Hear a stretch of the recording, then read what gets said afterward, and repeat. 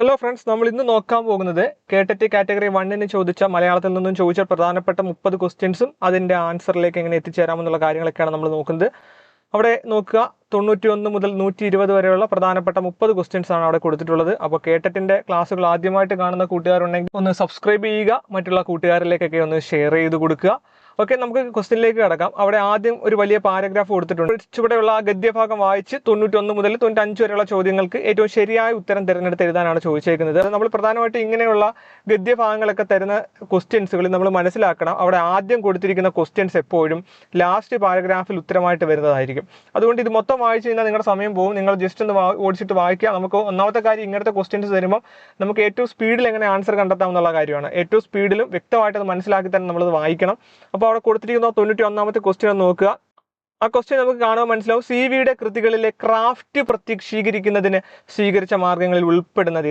Options: തലകീഴ് മറിഞ്ഞ വാചക കസരത്ത്, ക്ലിഷ്ടാർത്ഥ ദുരൂഹത, പ്രചാരലുപ്ത പദങ്ങളുടെ സന്നിവേശം, ക്ലാസിക് ഉദ്ധരണികൾ. ഇവിടെ ഓപ്ഷൻ നോക്കുമ്പോൾ നമുക്ക് മനസ്സിലാവും 91ാമത്തെ ക്വസ്റ്റ്യന്റെ ആൻസർ ആയിട്ട് വരുന്നത് ക്ലാസിക് ഉദ്ധരണികളാണ്. ഇവിടെ തലകീഴ് മറിഞ്ഞ വാചക കസരത്ത് കൊണ്ടോ മലയാളത്തിനു നിരക്കാത്തതോ ദഹിക്കാത്തതോ ആയ ശൈലീഭേദങ്ങൾ കൊണ്ടോ ക്ലിഷ്ടാർത്ഥ ദുരൂഹത കൊണ്ടോ പ്രചാരലുപ്ത പദങ്ങളുടെ സന്നിവേശം കൊണ്ടോ അല്ല CV തന്റെ ക്രാഫ്റ്റ് പ്രത്യക്ഷീകരിച്ചിരിക്കുന്നത്. പിന്നെയോ CV കൈക്കൊണ്ട മുറകൾ പലതാണ്. ക്രിയാപദങ്ങളുടെ ആവൃത്തി, രൂപാന്തരപ്രാപ്തി, പ്രചന്നത്വം, സൂത്രവാക്യങ്ങൾ, ചാടോക്തികൾ, വ്യംഗ്യപ്രയോഗങ്ങൾ, പഴമൊഴികൾ, പ്രീതിസാരവത്തായ ക്ലാസിക് ഉദ്ധരണികൾ, വാഗ്മയ സമൃദ്ധി എന്നിങ്ങനെ ഏകലോചനം കൊണ്ട് ബഹുവീക്ഷണം സാധിക്കുന്ന സംവിധാനം CV-യിൽ പ്രവർത്തിക്കുന്നു. അപ്പോൾ നമുക്ക് അവിടെ 91ാമത്തെ ആൻസർ കിട്ടി. ക്ലാസിക് ഉദ്ധരണികൾ ഇവിടെ പറയുന്നുണ്ട്. അതാണ്ട് ക്ലാസിക് ഉദ്ധരണികൾ, പ്രതീതിസാരവത്തായ ക്ലാസിക് ഉദ്ധരണികൾ. ഇപ്പൊ ഇവിടെ ഇതാണ് ആൻസർ ആയിട്ട് വരുന്നത്. 92ാമത്തെ ക്വസ്റ്റ്യൻ നമുക്ക് നോക്കാം. CV പരീക്ഷണങ്ങളിലൂടെ നേടിയെടുത്ത നൈപുണിയായി വിശേഷിപ്പിക്കുന്നത് എന്ത്? അതും അവിടെ ആ ഒരു ഖണ്ഡിക നമ്മൾ വായിച്ചു നോക്കാൻ നമുക്ക് മനസ്സിലാവും. ഇവിടെ ആൻസർ ആയിട്ട് വരുന്നത് C ആണ്. അമൂർത്ത വികാരങ്ങളെ ആവിഷ്കരിക്കലാണ് ഇവിടെ ആൻസർ ആയിട്ട് വരുന്നത്. അവിടെ ഫസ്റ്റ് പാരഗ്രാഫിൽ കലയെ കലയാക്കുന്ന സാമാന്യ തത്വങ്ങൾ എന്ന രീതിയിൽ കൊടുത്തിട്ടുണ്ട്. നോക്കുക, നമ്മൾ ആ ഫസ്റ്റ് പാരഗ്രാഫ് നമ്മൾ നോക്കുന്ന സമയത്ത് നമുക്ക് വായിച്ചു വരുമ്പോൾ നമുക്ക് മനസ്സിലാവും, ഇവിടെ കലയെ കലയാക്കുന്ന സാമാന്യ തത്വങ്ങൾ ദേശം തോറും കാലം തോറും മാറുകയില്ല. അവയ്ക്ക് സാർവജനീന തത്വം നിശ്ചയമായുമുണ്ട്. വ്യാച്യാർത്ഥ ബോധത്തിനും അപ്പുറത്ത് അവ്യക്തവും അമൂർത്തവുമായ ചില ഹൃദയഗതികൾ സൂചിപ്പിക്കുന്ന രാസവിദ്യ CV തനതു പരീക്ഷണങ്ങളിലൂടെ നേടിയെടുത്ത നൈപുണിയാണ്. അതേപോലെ വസ്തുക്കളെയും വ്യക്തികളെയും സംഭവങ്ങളെയും പുറമേ നിന്ന് കാണുന്ന പോലെ പ്രകാശിപ്പിക്കുന്നതിന് പകരം അവയുടെ ആന്തരിക സത്തയുടെ മൂർത്തികളാക്കി തെളിയിക്കുന്ന വിദ്യ ആത്മവിദ്യ തന്നെയാണ്. 93ാമത്തെ ക്വസ്റ്റ്യൻ, കലാസൃഷ്ടിയുമായി ബന്ധപ്പെട്ട സാമാന്യ തത്വങ്ങളുടെ സവിശേഷതയായി വിശേഷിപ്പിക്കുന്നത്. കലാസൃഷ്ടിയുമായി ബന്ധപ്പെട്ട സാമാന്യ തത്വങ്ങൾ. അപ്പം ഇവിടെ ആൻസർ ആയിട്ട് വരുന്നത് നോക്കുക, അമൂർത്തത, ദുർഗ്രഹത, പാശ്ചാത്യ മേൽക്കോയ്മ, സാർവജനീനത്വം. ഇവിടെ ആൻസർ ആയിട്ട് വരുന്നത് സാർവജനീനത്വമാണ്. അവിടെ നമ്മൾ ഇപ്പൊ തന്നെ പറഞ്ഞ ആ ഒരു ഫസ്റ്റ് പാരഗ്രാഫിൽ നാം ഇപ്പം പറഞ്ഞത് നോക്കിയേ, കലയെ കലയാക്കുന്ന സാമാന്യ തത്വങ്ങൾ ദേശം തോറും കാലം തോറും മാറുകയില്ല. അവയ്ക്ക് സാർവജനീനത്വം നിശ്ചയമായുണ്ട്. കണ്ടോ, അതാണ് ഇവിടെ ആൻസർ ആയിട്ട് വരുന്നത്. അതേപോലെ 94ാമത്തെ ക്വസ്റ്റ്യൻ നോക്കുക, മഹാന്മാരായ സാഹിത്യകാരന്മാരുടെ ലക്ഷണമായിട്ട് സൂചിപ്പിക്കുന്നത് എന്ത്? ദുർഗ്രഹത സൃഷ്ടിക്കുന്നു, അനുവാചകന് സൃഷ്ടിക്കകത്ത് സ്ഥാനം നൽകുന്നു, അനുവാചകനെ അത്ഭുതപ്പെടുത്തുന്നു, ധർമാധർമ്മ വിശകലനം നിർവഹിക്കുന്നു. ഇവിടെ ആൻസർ ആയിട്ട് വരുന്നത് 94ാമത്തെ ആൻസർ B ആണ്. അനുവാചകന് സൃഷ്ടിക്കകത്ത് സ്ഥാനം നൽകുന്നു. ഇവിടെ പ്രേക്ഷകന്റെയോ അനുവാചകന്റെയോ സ്ഥാനം കൃതിക്ക് പുറത്തല്ല സൃഷ്ടിക്കകത്താണെന്ന് വരുത്തുന്നത് വിഭ്രാത്മകമായ ഒരു അനുഭൂതിയാണ്. ഈ അവസ്ഥയിലേക്ക് അനുവാചകരെ ഉയർത്തി പരിഭാഗപ്പെടുത്തുന്നവർ മഹാന്മായ സാഹിത്യകാരന്മാരാണ്. ചരിത്രാഖായിക പ്രസ്ഥാന പ്രതിഷ്ഠാപകൻ എന്ന സദ്യശസ്തു നേടാൻ വാസ്തവത്തിൽ CV-ക്കുള്ള അർഹത ഇതാണെന്ന് അവിടെ കൊടുത്തിട്ടുണ്ട്. അപ്പൊ 94ാമത്തെ ആൻസർ ആയിട്ട് അനുവാചകന് സൃഷ്ടിക്കകത്ത് സ്ഥാനം നൽകുന്നു. ഇതാണ് ആൻസർ ആയിട്ട് വരുന്നത്.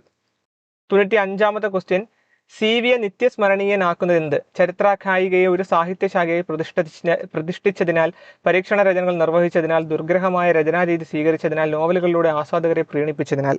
ഇവിടെ നമ്മൾ ആ പാരഗ്രാഫ് വായിച്ചു നോക്കുമ്പോൾ ഇവിടെ ഉത്തരം ചരിത്രാഖ്യായികയെ ഒരു സാഹിത്യശാഖയായി പ്രതിഷ്ഠിച്ചതിനാൽ എന്നത് നമുക്ക് മനസ്സിലാവും. നമ്മൾ ഫസ്റ്റ് പാരഗ്രാഫിൽ ആദ്യം കൊടുത്തിട്ടുണ്ട്. കണ്ടോ, പരീക്ഷണോന്മുഖമായ ഒരു സാഹിത്യ രൂപത്തെ, ചരിത്രാഖ്യായികയെ അംഗീകാരമുള്ള ഒരു ശാഖയായി പ്രതിഷ്ഠിക്കുകയും അതിനൊരു ആസ്വാദക ലോകത്തെ ഉണർത്തിക്കൊണ്ട് വരികയും ചെയ്ത വ്യക്തി എന്ന നിലയിൽ CV രാമൻപിള്ള നിത്യസ്മരണീയനാണ്. അതാണ് ഇവിടുത്തെ ആൻസർ ആയിട്ട് വരുന്നത്. അപ്പം നമ്മളിവിടെ ഏറ്റവും പ്രധാനമായിട്ട് നമ്മൾ മനസ്സിലാക്കേണ്ട ഒരു കാര്യം, ഇവിടെ ഇത്തരം ക്വസ്റ്റ്യനുകളിൽ ആക്യുറസിയും സ്പീഡും ഒക്കെയാണ് നമ്മുടെ മെയിൻ ആയിട്ടുള്ള. കാരണം നമുക്ക് ഒരുപാട് സമയം ഈ ഒരു ക്വസ്റ്റ്യൻ നമ്മൾ പോകരുത്, പെട്ടെന്ന് നമ്മൾ എന്ത് ചെയ്യണം, കണ്ടുപിടിക്കണം.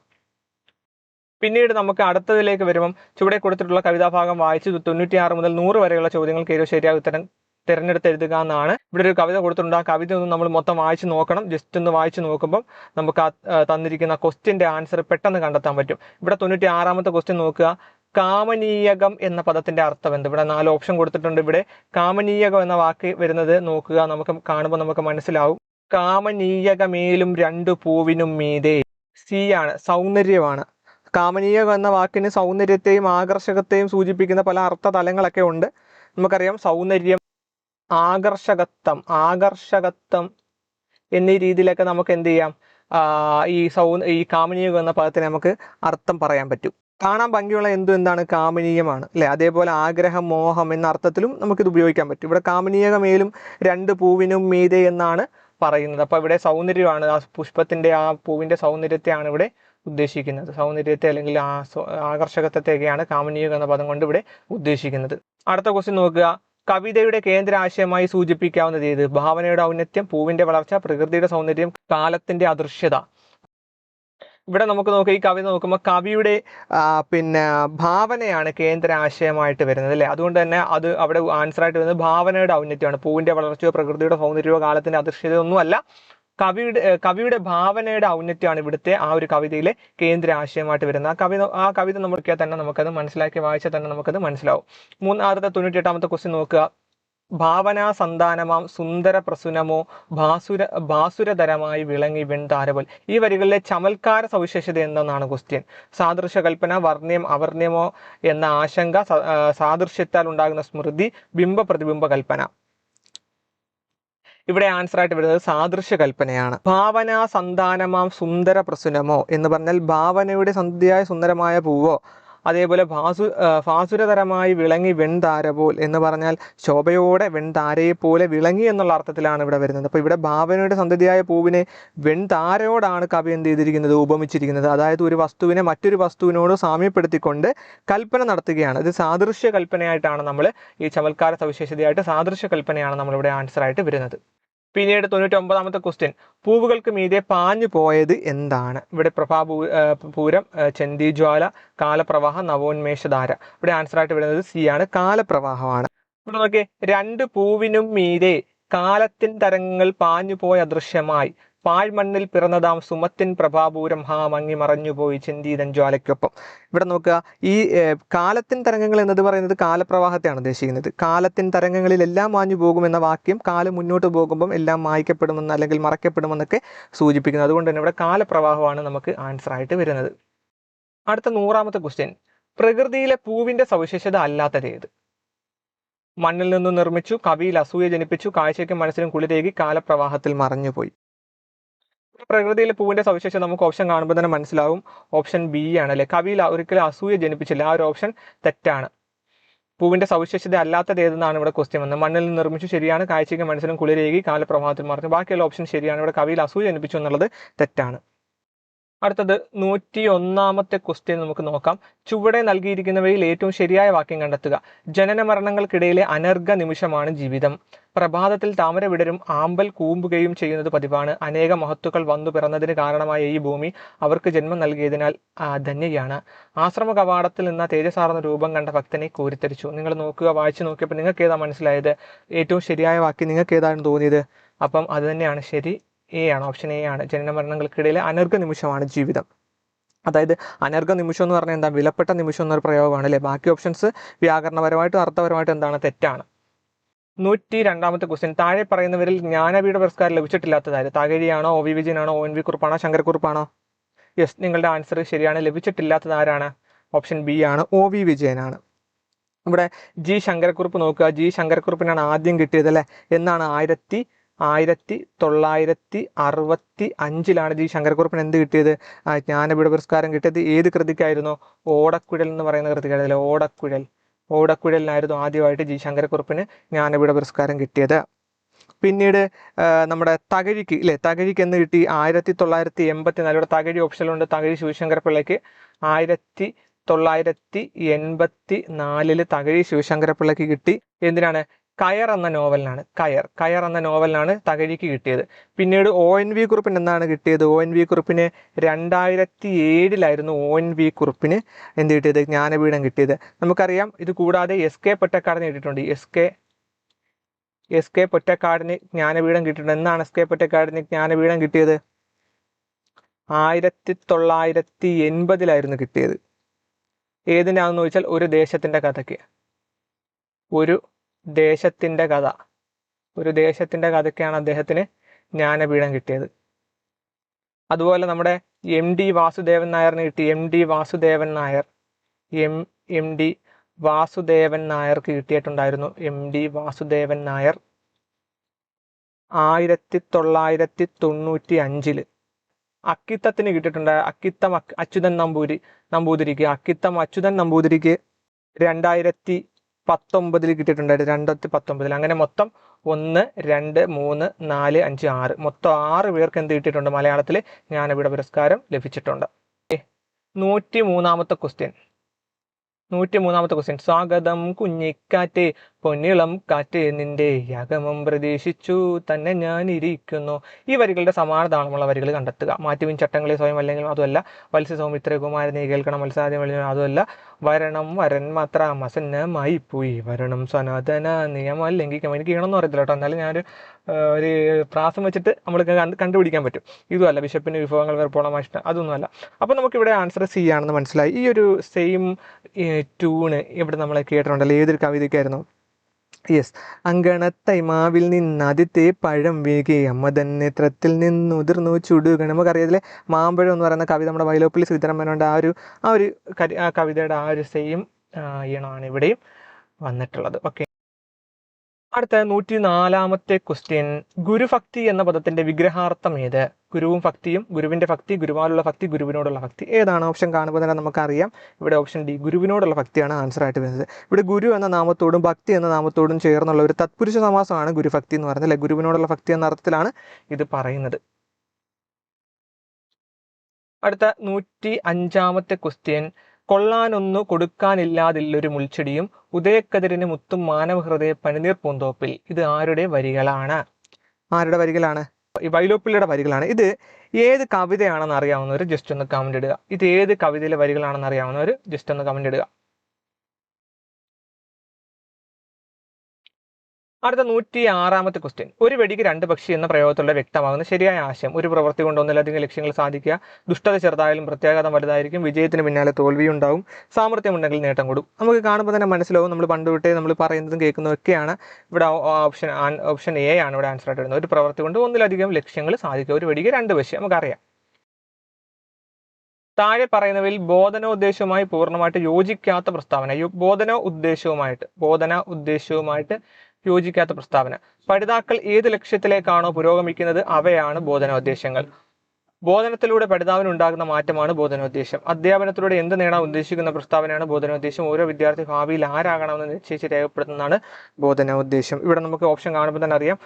ബോധനോദ്ദേശവുമായി പൂർണ്ണമായിട്ട് യോജിക്കാത്ത പ്രസ്താവന. ഓരോ വിദ്യാർത്ഥി ഭാവിയിൽ ആരാകണം നിശ്ചയിച്ച് രേഖപ്പെടുത്തുന്നതാണ് ബോധനോദ്ദേശം എന്ന് പറയുന്നത്. അല്ലേ, ഇത് ബോധനോദ്ദേശത്തിന്റെ ലക്ഷ്യമല്ല. അടുത്തത് 108ാമത്തെ ക്വസ്റ്റ്യൻ. പ്രക്രിയാധിഷ്ഠിത പഠനത്തിൽ അക്ഷരജ്ഞാനത്തിന്റെ കാര്യത്തിൽ സ്വീകാര്യമല്ലാത്ത രീതി ഏത്? അക്ഷരജ്ഞാനത്തിന്റെ കാര്യത്തിൽ സ്വീകാര്യമല്ലാത്ത രീതിയാണ് നമ്മുടെ അടുത്ത് ചോദിച്ചിരിക്കുന്നത്. നോക്കുക.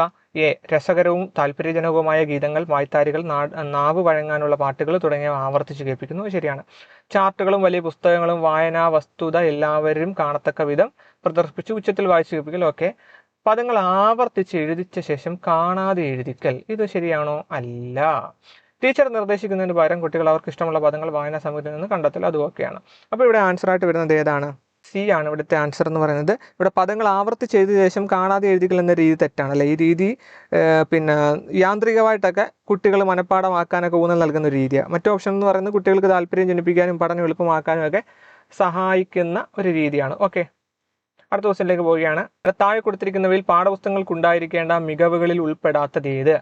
വിവിധ സാഹചര്യങ്ങളിൽ വ്യത്യസ്തമായ ആവശ്യങ്ങൾ നിറവേറ്റാൻ ഉതകും വിധം വഴക്കമുള്ളതാകണം. കുട്ടികൾക്ക് സ്വന്തം നിലയിലും സ്വന്തം വേഗതയിലും പാഠപുസ്തകവുമായിട്ട് സംവദിക്കാൻ കഴിയണം. പാഠപുസ്തകം കൂട്ടിച്ചേർക്കലുകൾക്കോ ഒഴിവാക്കലുകൾക്കോ പഴുതില്ലാത്തതാവണം. സ്വീകരിക്കുന്ന വ്യക്തി എന്ന നിലയിൽ നിന്ന് സൃഷ്ടാവിന്റെ പദവിയിലേക്ക് കുട്ടിയെ ഉയർത്താൻ കഴിയുന്നതായിരിക്കണം. ഇവിടെ നമുക്ക് നോക്കുമ്പോൾ ഉൾപ്പെടാത്തതാണ് ചോദിച്ചിരിക്കുന്നത്. പാഠപുസ്തകങ്ങൾക്കുണ്ടായിരിക്കേണ്ട മികവുകളിൽ ഉൾപ്പെടാത്തതാണ് നമുക്ക് ചോദിച്ചിട്ടുള്ളത്. അപ്പോൾ ഇവിടെ ആൻസർ നമ്മൾ നോക്കുമ്പോൾ തന്നെ മനസ്സിലാവും. പാഠപുസ്തകം കൂട്ടിച്ചേർക്കലുകൾക്കോ ഒഴിവാക്കലുകൾക്കോ പഴുതില്ലാത്തതാവണം എന്ന് പറയുന്ന ഓപ്ഷൻ സി. അതൊരു പുസ്തകത്തിന് കൂട്ടിച്ചേർക്കലുകൾക്കോ അതുപോലെ തന്നെ ഒഴിവാക്കാനോ സാധ്യത ഉണ്ടാകാൻ പാടില്ല എന്നതാണ് ആ ഒരു പ്രസ്താവന അർത്ഥം അല്ലേ. ഇപ്പോൾ ഇതൊരു നല്ല പാഠപുസ്തകത്തിന്റെ മികവായിട്ട് നമുക്ക് കാണാൻ കഴിയത്തില്ല. 110ാമത്തെ ക്വസ്റ്റ്യൻ. താഴെ പറയുന്നവയിൽ ഉൾച്ചേർന്ന വിദ്യാഭ്യാസ പ്രക്രിയയിൽ അനുവർത്തിക്കേണ്ടത് ഏതെന്നാണ്? അനുരൂപീകരണം, ബഹുഇന്ദ്രിയാധിഷ്ഠിത സമീപനം, റിസോഴ്സ് അധ്യാപകരുടെ സേവനം ലഭ്യമാക്കൽ, ഇവയെല്ലാം. അതിനകത്ത് ആൻസർ ഏതായിട്ടാണ് വരുന്നത്? ഓപ്ഷൻ ഡി ആണ് അല്ലേ. ഇവയെല്ലാം വരണം. ഉൾച്ചേർന്ന വിദ്യാഭ്യാസ പ്രക്രിയയിൽ എന്തെല്ലാം വേണം? ഇതെല്ലാം വരണം. അനുരൂപീകരണം എന്ന് പറയുന്നത് എന്താണ്? അനുരൂപീകരണം അല്ലെങ്കിൽ അഡാപ്റ്റേഷൻ എന്ന് പറയും അല്ലെ. അഡാപ്റ്റേഷൻ അല്ലെങ്കിൽ അനുരൂപീകരണം. എന്താണ് അനുരൂപീകരണം? കുട്ടിയുടെ പഠനാവശ്യങ്ങൾക്കനുസരിച്ച് പഠന രീതി ക്രമീകരിക്കുന്നതിനെയാണ് അനുരൂപീകരണം എന്ന് പറയുന്നത്. ബഹുഇന്ദ്രിയാധിഷ്ഠിത സമീപനം എന്ന് പറയുന്നത് എന്താണ്? Multi sensory approach.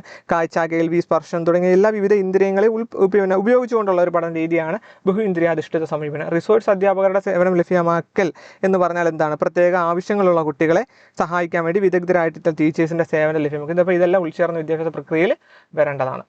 അടുത്ത 111ാമത്തെ ക്വസ്റ്റ്യൻ നോക്കുക. കൂമൻ കൊല്ലി എന്ന നോവൽ എഴുതിയത് ആര്? നാരായൺ, പി വത്സല, ബേബി ജോണി. ഇതിനകത്ത് ആരാണ്? ഓപ്ഷൻ ബി ആണ് ഇവിടെ ആൻസർ. കൂമൻ കൊല്ലി എന്ന് പറയുന്നത് നമ്മുടെ പി വത്സലയുടെ ഒരു നോവലാണ്. അത് പിന്നെ നമ്മുടെ വയനാട് ജില്ലയിലെ ആദിവാസികളുടെ ജീവിതത്തെക്കുറിച്ച് അവരുടെ ആചാരങ്ങളെക്കുറിച്ചൊക്കെ വത്സല ചേച്ചി എഴുതിയിട്ടുള്ള നോവലാണ് കൂമൻ കൊല്ലി. അടുത്ത 112ാമത്തെ ക്വസ്റ്റ്യൻ. താഴെ പറഞ്ഞവയിൽ സാമ്പ്രദായിക പരീക്ഷാ രീതിയുടെ സവിശേഷത ഏത്? കുട്ടിയുടെ സൃഷ്ടിപരത മുഖ്യമായി പരിഗണിക്കുന്നു. വ്യക്തികൾക്ക് റാങ്ക് നൽകി താരതമ്യം ചെയ്യുക എന്നത് പ്രധാന ലക്ഷ്യം.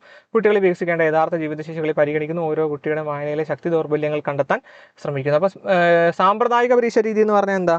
പിന്നെ വിദ്യാർത്ഥികളുടെ പഠന നിലവാരം വിലയിരുത്താൻ പരമ്പരാഗതമായിട്ട് ഉപയോഗിച്ച് വരുന്ന ഒരു രീതിയാണെന്ന് നമുക്കറിയാം. അപ്പോൾ ഇത് റാങ്കിങ്ങിനും താരതമ്യത്തിനുമാണ് ഊന്നൽ നൽകുന്നത് നമുക്കറിയാം. സോ ഇതുകൊണ്ട് അതാണ് എൻ്റെ ആൻസറായിട്ട് വരുന്നത്. ഏതാ?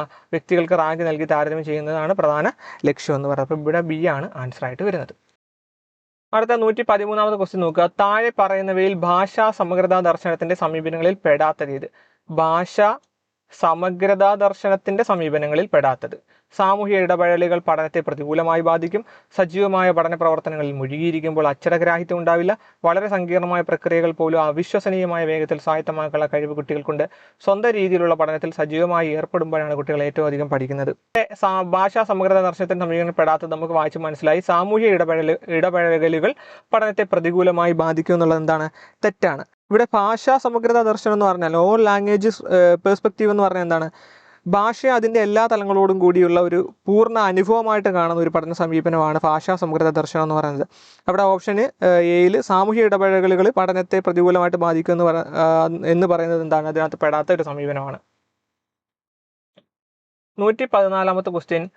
സമഗ്രതയിൽ നിന്ന് ഘടകങ്ങളിലേക്ക് എന്ന രീതിയിലുള്ള ഭാഷാപഠന മാതൃക ഏത്? സമഗ്രതയിൽ നിന്ന് ഘടകങ്ങളിലേക്ക് എന്നുള്ള രീതിയിലുള്ള ഭാഷാപഠന മാതൃക 4 ഓപ്ഷൻ ഇവിടെ കൊടുത്തിട്ടുണ്ട്. നമുക്ക് മനസ്സിലാവും. ഓപ്ഷൻ കാണുമ്പോൾ തന്നെ ഓപ്ഷൻ ബി ആണ് ഇവിടെ ആൻസർ ആയിട്ട് വരുന്നത്. ആശയം, വാക്യം, പദം, അക്ഷരം. ഇതെന്ന് പറയുന്നത് ഭാഷാ പഠനത്തിലെ ഒരു സമീപനമാണ്, ഒരു അപ്രോച്ചാണ് അല്ലേ. അതിനകത്ത് ഭാഷയെ അതിൻ്റെ പൂർണ്ണമായ അർത്ഥതലത്തിൽ ആദ്യം അവതരിപ്പിക്കുന്നു. പിന്നീട് അതിനുശേഷം എന്ത് ചെയ്യുന്നു? പിന്നെ അതിൻ്റെ ചെറിയ ഭാഗങ്ങളിലേക്ക് കടക്കുന്നു എന്നുള്ളതാണ് ആ ഒരു രീതി എന്ന് പറയുന്നത്. അപ്പോൾ ആ രീതിയിൽ നമുക്ക് ആദ്യം പൂർണ്ണമായിട്ട് ആശയമാണ് കുട്ടിക്ക് ലഭിക്കേണ്ടത്. അപ്പം ഉദാഹരണം പറയുകയാണെങ്കിൽ ഒരു കഥ കേൾക്കുമ്പം അല്ലെങ്കിൽ ഒരു ചിത്രം കാണുമ്പം അതിനുശേഷം ആ ആശയത്തെ പ്രതിനിധീകരിക്കുന്ന വാക്യങ്ങൾ കൊണ്ടുവരണം. പിന്നെ വാക്കുകൾ, ഒടുവിൽ എന്ത് ചെയ്യണോ അക്ഷരങ്ങൾ, എന്നിങ്ങനെ ചെറിയ ഭാഗങ്ങളിലേക്ക് കുട്ടി എന്ത് ചെയ്യുന്നു? എത്തിച്ചേരുന്ന ഒരു രീതിയാണ്. അപ്പോൾ സമഗ്രതയിൽ നിന്ന് ഘടകങ്ങളിലേക്ക് എന്ന തത്വത്തിന് അനുസൃതമായിട്ട് വരും. ഇപ്പോൾ ആശയം കുട്ടിക്ക് ഒരു കൺസെപ്റ്റ് അല്ലെങ്കിൽ ഒരു ആശയത്തെക്കുറിച്ച് മനസ്സിലാക്കുന്നു, പിന്നീട് വാക്യത്തിലേക്ക് പറഞ്ഞു കൊടുക്കുന്നു, പിന്നെ പദം എന്താണെന്ന് പറഞ്ഞു കൊടുക്കുന്നു, പിന്നീട് അക്ഷരം. അപ്പോൾ അത് സമഗ്രതയിൽ നിന്ന് ഘടകങ്ങളിലേക്ക് എന്ന രീതിയിലുള്ള ഒരു ഭാഷാപഠന മാതൃക എന്ന് പറയുന്നത്. 115ാമത്തെ ക്വസ്റ്റ്യൻ. അന്ധകാരനഴി ഏത് വിഭാഗത്തിൽപ്പെടുന്ന കൃതിയാണ്? യാത്രാവിവരണം, ആത്മകഥ, നോവൽ, നാടകം. മറ്റേതാണ്? ഓപ്ഷൻ സി നോവലാണ്. അന്ധകാരനഴി എന്ന് പറഞ്ഞ നോവലാണ്. സന്തോഷ്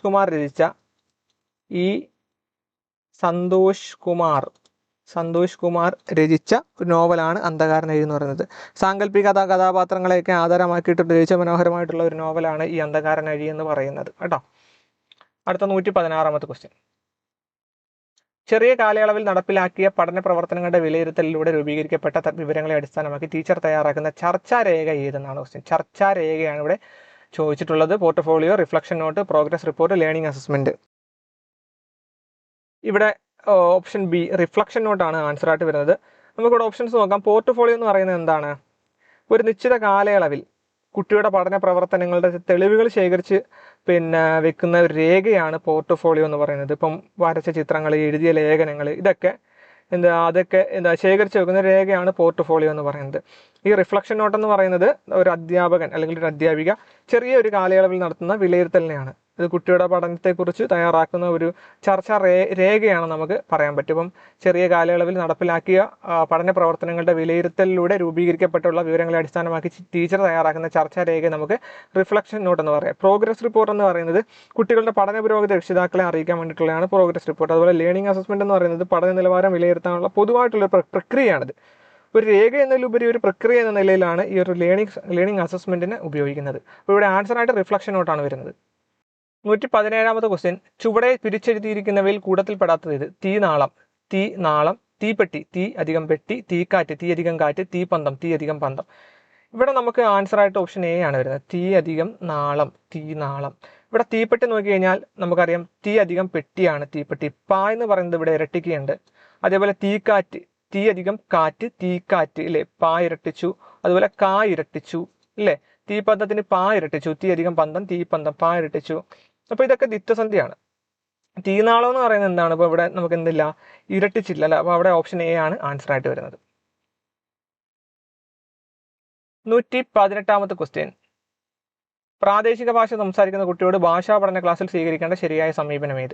പ്രാദേശിക ഭാഷ സംസാരിക്കുന്ന കുട്ടിയോട് ഭാഷാ പഠന ക്ലാസ്സിൽ സ്വീകരിക്കേണ്ട ശരിയായിട്ടുള്ള സമീപനമാണ്.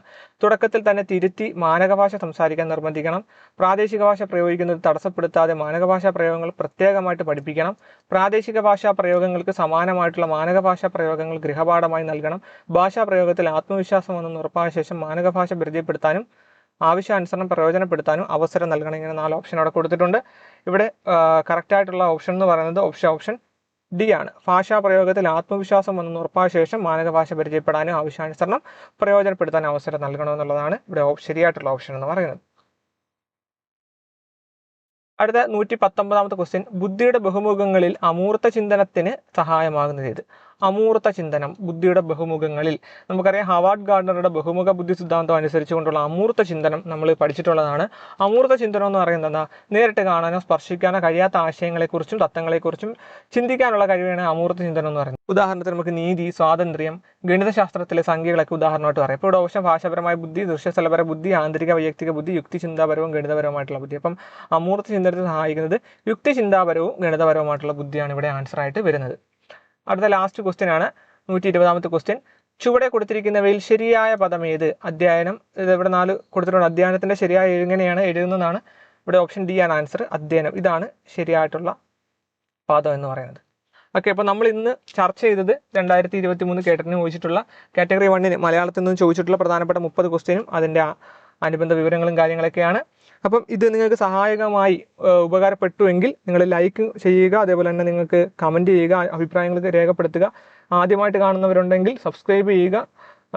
അതുപോലെ നിങ്ങളുടെ കൂട്ടുകാരിലേക്കും ഗ്രൂപ്പുകളിലേക്കൊക്കെ ഒന്ന് ഷെയർ ചെയ്ത് കൊടുക്കുക. ഓക്കെ, അപ്പോൾ നിങ്ങൾക്ക് ഉപകാരപ്പെട്ടെങ്കിൽ തീർച്ചയായിട്ടും ഇതെല്ലാം ചെയ്യണം. എങ്കിൽ മാത്രമേ നമുക്ക് ഒരു പ്രചോദനം ഉണ്ടാവുള്ളൂ. വീണ്ടും വീണ്ടും പ്രീവിയസ് ക്വസ്റ്റ്യൻസ് ഇടാനുള്ള ഒരു പ്രചോദനം കിട്ടുകയുള്ളൂ. ഓക്കെ, അപ്പം അടുത്തൊരു പ്രീവിയസ് ക്വസ്റ്റ്യൻസുമായിട്ട് നമുക്ക് അടുത്ത ക്ലാസ്സിൽ കാണാം.